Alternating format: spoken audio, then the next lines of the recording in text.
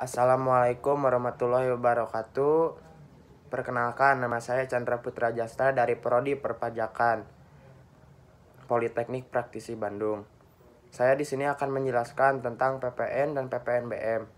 PPN merupakan pajak pertambahan nilai atas transaksi yang dilakukan, sedangkan PPNBM merupakan pajak pertambahan nilai atas transaksi barang mewah. Dasar hukum PPN tercantum dalam Undang-Undang Nomor 42 Tahun 2009. Sedangkan dasar hukum PPNBM tercantum pada PP nomor 145 tahun 2000. Subjek PPN adalah pengusaha kena pajak, sedangkan objek PPN penyerahan BKP di dalam daerah pabean dan impor BKP. Tarif PPN sebesar 10%. BKP merupakan barang kena pajak. Terdapat dua jenis BKP, yaitu BKP berwujud dan tidak berwujud. BKP berwujud adalah barang yang bergerak, sedangkan BKP yang tidak berwujud adalah hak paten seperti hak cipta. JKP merupakan jasa kena pajak yang dimana semua jenis jasa dipajaki kecuali yang dikecualikan menurut undang-undang. PKP merupakan pengusaha kena pajak, yang dimana syarat menjadi PKP adalah ketika perusahaan tersebut omsetnya telah mencapai 4,8 miliar dalam 1 tahun pajak. Tetapi jika omset perusahaan tersebut belum mencapai 4,8 tetapi sanggup menjadi PKP, maka dapat dikukuhkan menjadi PKP. Kewajiban PKP adalah memungut, menyetor, serta melaporkan transaksi PPN maupun PPNBM perusahaan tersebut.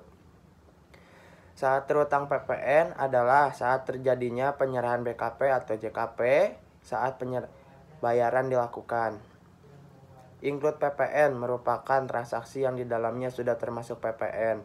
Sedangkan exclude PPN merupakan transaksi yang di dalamnya belum termasuk PPN. Pajak keluaran adalah pajak terutang yang wajib dipungut PKP saat melakukan penyerahan barang atau jasa kena pajak. Ekspor barang kena pajak berwujud atau tidak berwujud, dan ekspor jasa kena pajak. Pajak masukan adalah pajak pertambahan nilai yang seharusnya sudah dibayar oleh pengusaha pajak. Karena perolehan barang kena pajak atau perolehan jasa kena pajak atau pemanfaatan barang. Pajak masukan yang dapat dikreditkan adalah PPN atas perolehan BKP atau JKP, yang pajak masukan ditagih dengan menggunakan penerbitan ketetapan pajak. Sedangkan pajak pemasukan yang tidak dapat dikreditkan adalah faktur pajak yang didapat dikarenakan merupakan istilah bagi pajak masukan yang tidak bisa dikreditkan dengan pajak kadaluarsa. E-faktur adalah aplikasi untuk membuat faktur pajak elektronik atau bukti pemungutan PPN secara elektronik. E-faktur bukan faktur pajak fisik karena pengisian dilakukan secara elektronik melalui website atau aplikasi. Penyetoran dan pelaporan PPN dan PPNBM. Penyetoran dilakukan pada akhir bulan berikutnya setelah masa pajak berakhir dan sebelum SPT masa PPN disampaikan. Sedangkan pelaporan dilakukan akhir bulan berikutnya setelah masa pajak berakhir. Kegiatan membangun sendiri adalah kegiatan bangunan yang dilakukan di luar kegiatan usaha sendiri. Detail transaksi. Kode 01 pemungutan lain, 02 pendaharawan, 03 pemungutan BUMN, 04 DPP lain nilai lain, 06 penyerahan lain, 07 tidak dikarenakan PPN, 08 dibebaskan PPN, 09 penyerahan aktiva. Tarif PPNBM paling rendah 10%, paling tinggi 200%. Untuk PPNBM atas ekspor BKP tergolong mewah 0%. Pengenaan PPNBM hanya sekali ketika penyerahan. Formulir SPT masa PPN adalah laporan PPN yang harus diisi dan dilaporkan PKP.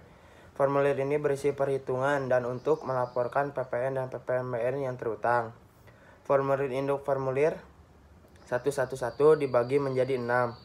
111AB, 111A1, 111A2, 111B1, 111B2, 111B3. Pendapat saya atas adanya polemik sembako dan pendidikan dikenai PPN sangat kurang efektif karena jasa pendidikan sangat dibutuhkan di Indonesia. Sedangkan sembako diperuntukkan untuk rakyat menengah ke bawah, jika dikenakan PPN akan mempersulit rakyat juga.